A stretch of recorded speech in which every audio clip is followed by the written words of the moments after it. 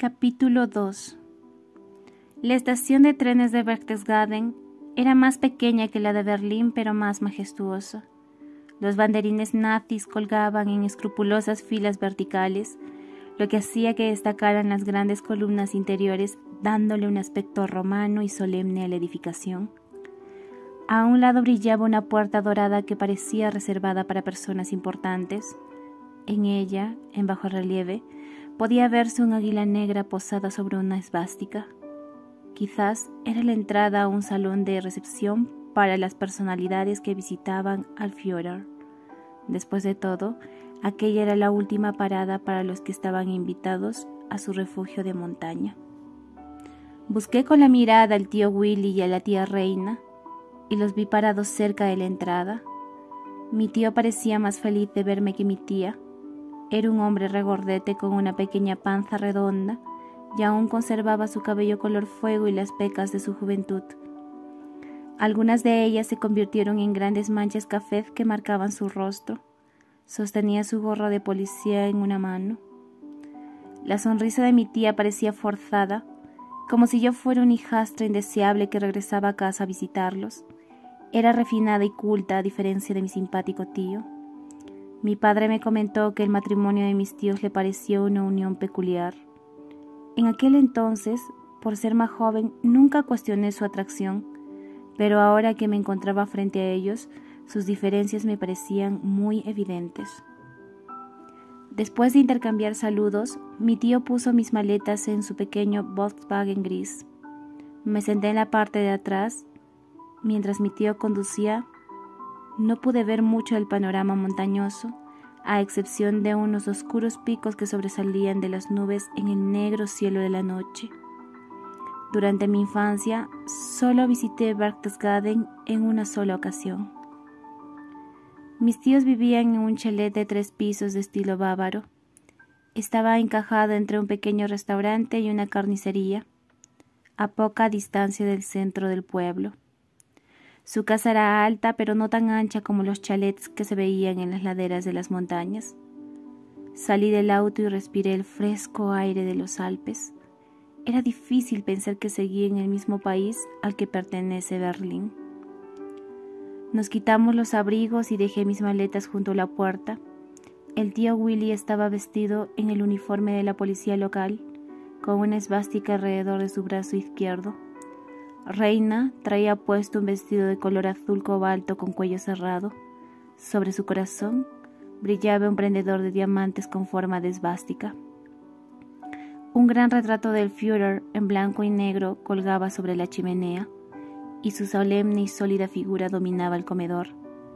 Mi tía bordó esvásticas en el camino de mesa. Reina era española y apoyaba a Franco, así como a la Italia de Mussolini. Todo en la casa reflejaba una meticulosidad que correspondía al ideal nazi de la perfección germana. Nada se hallaba fuera de lugar.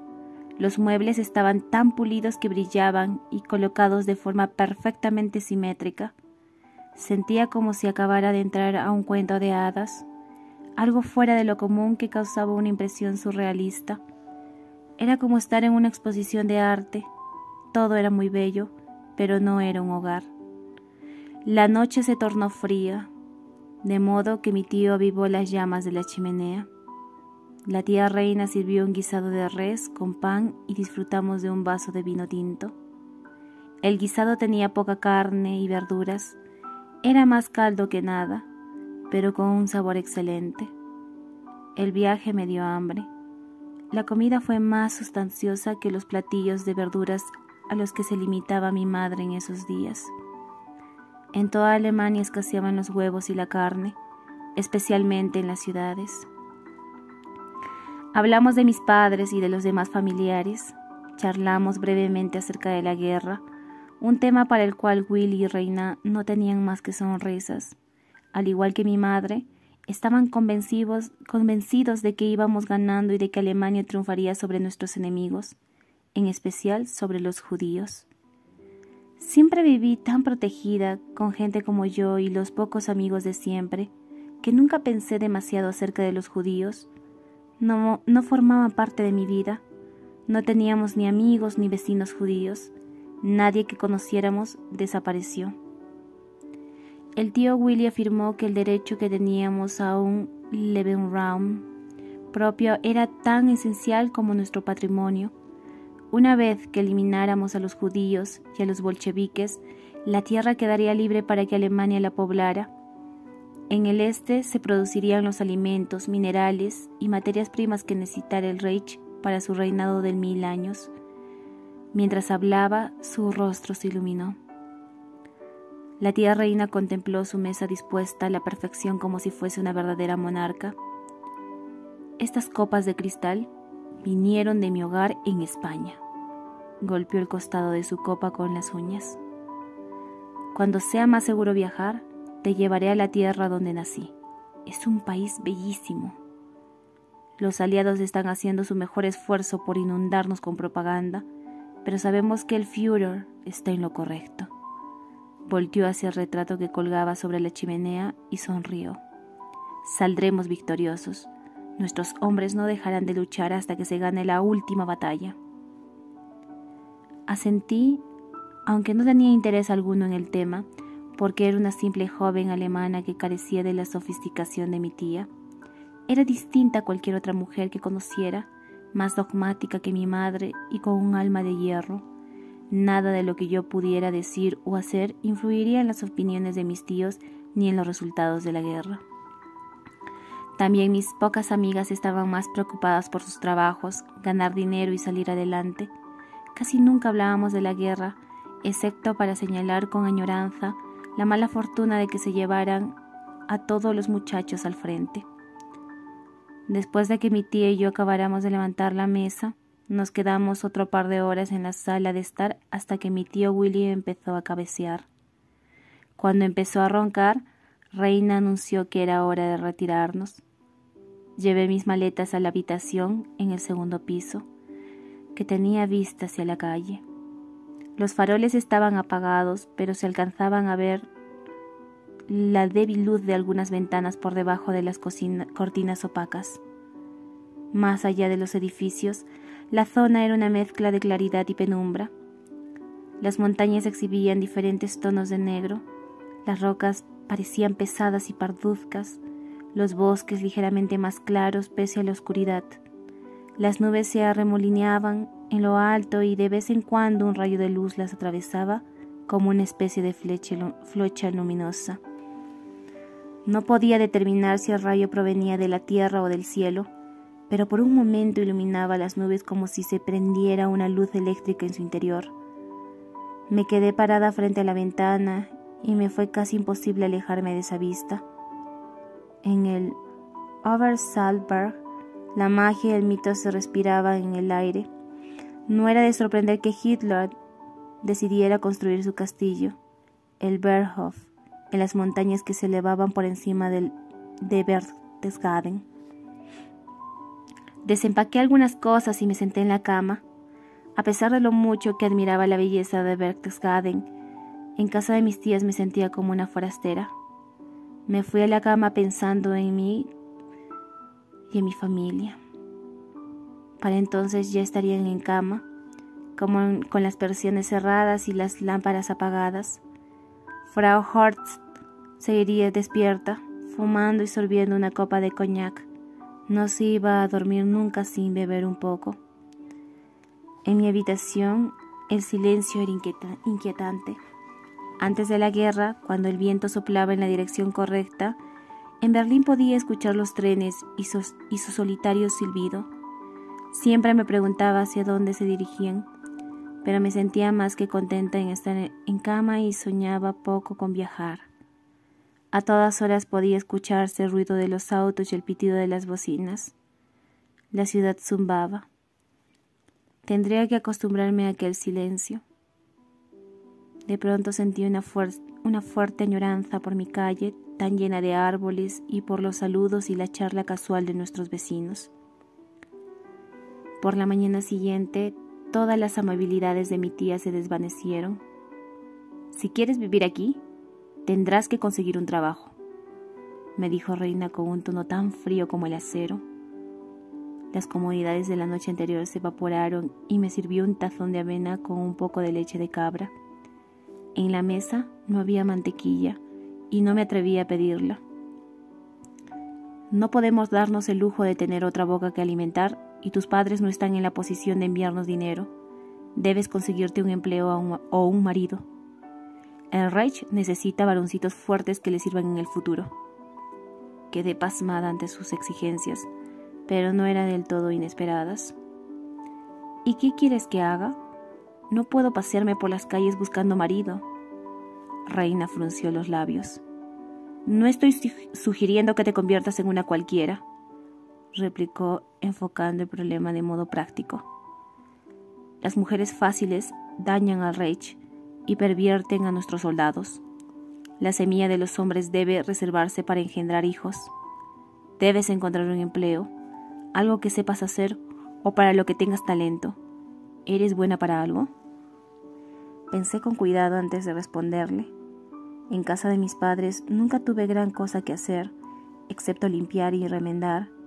En ocasiones cocinaba, pero muy rara vez. Mi madre era quien se encargaba de la cocina. Sé coser, contesté al fin. No da suficiente dinero, y aquí el trabajo sería escaso. En Berchtesgaden todas las mujeres saben coser, tal vez mejor que tú. La falsa de confianza de mi tía me dolió profundamente. No obstante, su táctica estaba surtiendo efecto. Me hundí en mi silla y cuestioné mi propia falta de iniciativa. Mis padres no me obligaron a trabajar nunca, y yo suponía que los pequeños trabajos que hacía en la casa compensaban los gastos que les ocasionaba. Quizás estaba errada. ¿De qué le sirves al Reich? Mi tía se puso las manos en las caderas y me miró fijamente. Cada ciudadano tiene que ser productivo. Deberías sentir vergüenza, como también deberían sentirlo tus padres por criar a una chica tan inútil. Quizás debiste quedarte en Berlín. Tu padre exageró con sus preocupaciones.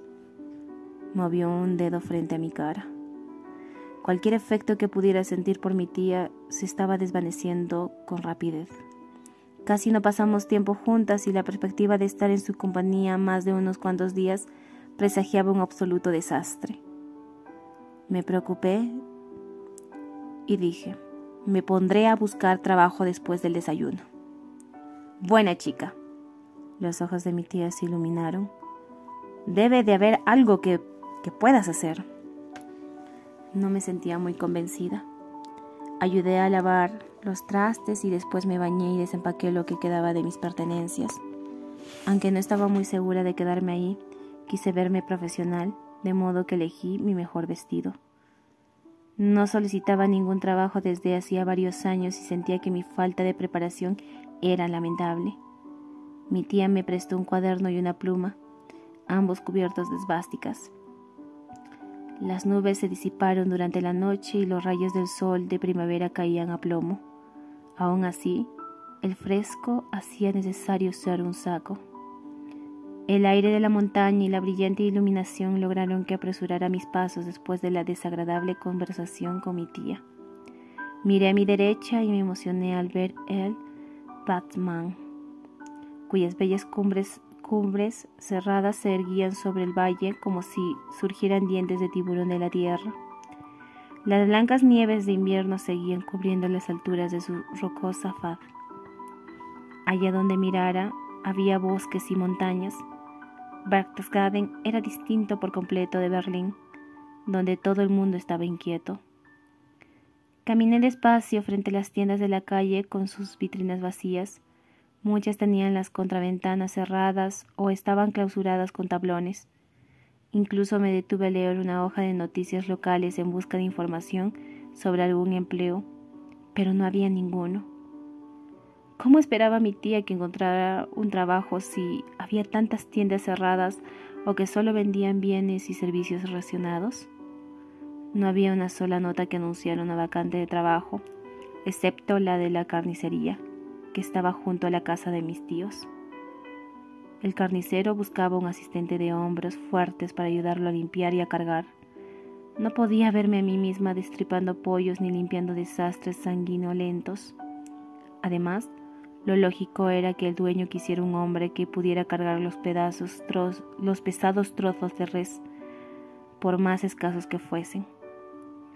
Mis padres me dieron algunos marcos para pagar lo que pudiera necesitar. Esperaban que mis tíos me proporcionaran casa y sustento sin cobrarme nada. Eso, por supuesto, fue una mera ilusión y solo se cumplió en parte. Supongo que fue el tío Willy, como jefe de familia, quien permitió que viniera a Berchtesgaden a pesar de las objeciones de mi tía. Me detuve frente a un restaurante y miré el menú. Las salchichas, que seguramente provenían de la carnicería local, se veían exquisitas. La carne sazonada era un capricho especial que ahora resultaba difícil de conseguir en cualquier parte. Me senté en una mesa de aire libre y me pregunté si debía usar el dinero que a mis padres tanto les costó ganar en una extravagancia como aquella. Necesitaba algo que me levantara los ánimos, de modo que no tardé en decidirme. El dueño tomó mi orden de una salchicha con papas fritas. Lo sirvieron burbujeando con su propio jugo sobre un platón caliente. El aroma de las papas fritas me acordó a la forma en que mi madre cocinaba antes. Después de comer, no supe qué hacer. Luego de pasear durante 2 horas por la mayor parte del pueblo, sin suerte alguna, caminé sin dirección por un tiempo hasta que vi a mi tío dirigiéndose hacia mí.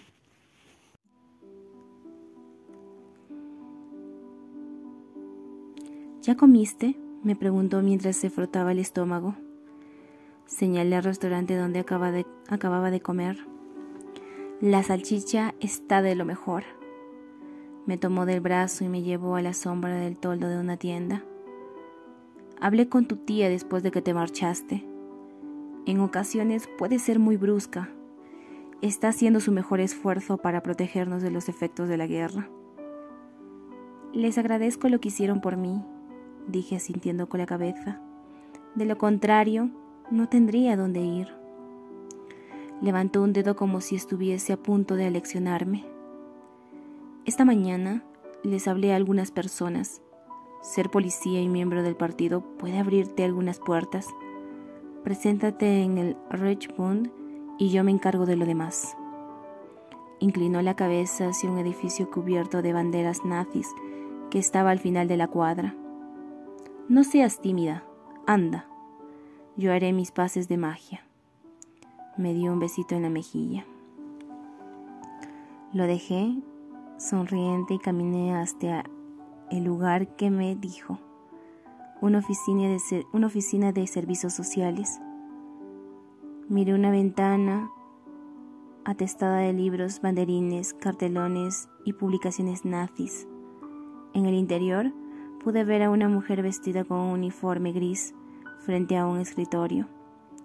Levantó la vista de su trabajo como si presintiera mi presencia. El valor del tío Willy me dio confianza. Me dirigí al interior para averiguar qué empleos podían estar disponibles. La mujer llevaba su cabello rubio peinado hacia atrás en un estilo muy severo, pero era bonita y tenía unos pómulos altos, los ojos azules y una nariz muy fina. Era el tipo de persona que te agrada fácilmente.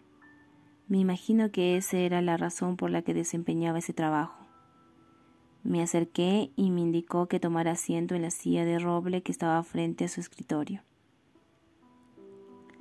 Soy de Berlín y estoy viniendo aquí con mis tíos, pero necesito un trabajo. Me sonrojé por mi ineptitud. Dejó de escribir en su cuaderno, colocó la pluma entre sus páginas y lo cerró. ¿Puedo ver tus documentos de identidad? ¿Ya perteneces al partido? Me pregunté por qué no me unía al partido mucho tiempo atrás. Si pensaba en mis lealtades, me consideraba como mi padre, que era neutral en el mejor de los casos y en el peor un crítico silencioso. De todos modos necesitaba trabajar o podría verme obligada a regresar a Berlín. Mis papeles están en casa de mis tíos y no soy miembro del partido. Me miró con cierto recelo, pero Después de estudiarme de pies a cabeza, imagino que decidió que no representaba amenaza alguna para las políticas nazis. ¿Quiénes son tus tíos? Willy y Reina Ritter. Son miembros del partido y viven cerca de aquí. Tomó mis manos entre las suyas y las apretó como si fuéramos las más queridas amigas de la escuela.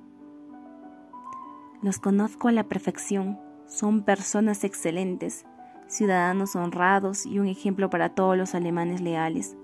¿Cómo te llamas? Le dije mi nombre y escuchó mi historia con absoluto interés. A medida que hablaba, tomó otro cuaderno y empezó a anotar lo que decía. Cuando terminé, me pidió que me parara frente a una pantalla negra al fondo de la habitación. Me tomó varias fotografías con una cámara con flash. Me informó que se les enviaría a un superior después de que les revelaran. ¿Hay algo que pueda hacer? ¿Algo para lo que sirva?, le pregunté. No hay nada en este distrito, respondió. No tienes capacitación como contadora, ni como jardinera, ni para conducir como locomotora. Ya hay muchas mujeres que sirven al Reich, así que quedan pocos puestos. Suspiré. Reina no estaría nada contenta. La mujer notó mi cara de decepción y agregó: pero eso no significa que esta entrevista no sirva para nada. El Reich siempre tiene trabajo para su pueblo, pertenezcas al partido o no. Me miró como si fuese una maestra paciente. Si nos brindaras el mismo apoyo que tus tías, podríamos considerarte de una forma más favorable. Me levanté de mi asiento. ¿Dónde puedo inscribirme?, pregunté con la mayor sinceridad posible. De todos modos, en mi interior algo se rebelaba ante la idea de convertirme en nazi de manera oficial. En alguna ocasión mi mamá le reclamó a mi padre que no era lo bastante fuerte, que no era el tipo de hombre que pensaba como los líderes del partido. Para poder conseguir un empleo, yo tendría que adoptar el modo de pensar de mi madre. La mujer señaló un escritorio al otro lado de la habitación. Herr Messer estará aquí el sábado. Ese día ven a verlo. Salí del Richmond un poco más alentada, aunque no quería ver a mi tía porque aún no encontraba trabajo. Cuando llegué a la casa, Reina estaba en la cocina, por lo que subí a mi cuarto a escondidas y me recosté en la cama en vez de enfrentarla. Después de unos 45 minutos escuché que mi tío abría la puerta. Les encontré en la sala. Reina se sorprendió de que estuviera en la casa, pero me saludó con una sonrisa. Tu tío me informó de las noticias. Estoy seguro de que saldrá algo bueno de tu entrevista. El tío Willy prendió un cigarro. No me queda la menor duda de ello. Esa noche, durante la cena, hablamos de la infancia de mi tía en España y de cómo se conocieron ella y mi tío en un hostal en los Alpes italianos. Willy se hospedaba ahí para asistir a un mitin político. Reina pasaba la noche con un grupo de compañeros senderistas. Vieron algo el uno en el otro que nadie más en la familia podía ver. La conversación se apagó al mismo tiempo que el fuego de la chimenea y nos fuimos a dormir alrededor de las 10 de la noche. Pasé varias horas preocupada por lo del trabajo hasta que finalmente concilié el sueño. A la mañana siguiente volví a salir, pero de nuevo no pude encontrar nada. Una vez más, temí regresar a casa sin empleo. Cuando llegué, busqué a mi tío y le di las malas noticias.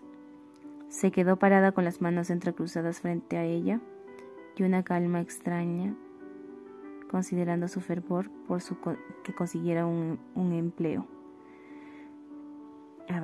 Se quedó parada con las manos entrecruzadas frente a ella y una calma extraña, considerando su fervor como si consiguiera un empleo. El Richmond habló esta tarde. Quieren que te reportes mañana por la mañana. Al parecer, encontraron un trabajo para ti. Me abrazó y me besó en la mejilla con sus labios fríos. Más tarde le pregunté a Willy si tenía alguna idea del trabajo de que se trataba, pero sacudió la cabeza. Esa noche celebramos con algo de vino. Mi tía me permitió que les hablara a mis padres para darles la buena noticia. Mi mamá parecía contenta. No pude interpretar lo que pensaba mi papá. Le dije que estaba planeando unirme al partido. Papá respondió: «Haz lo que necesites para sobrevivir». Sus palabras empañaron la celebración. Yo no era divina, pero me pregunté qué tan complicado podría volverse mi vida como trabajadora del Reich.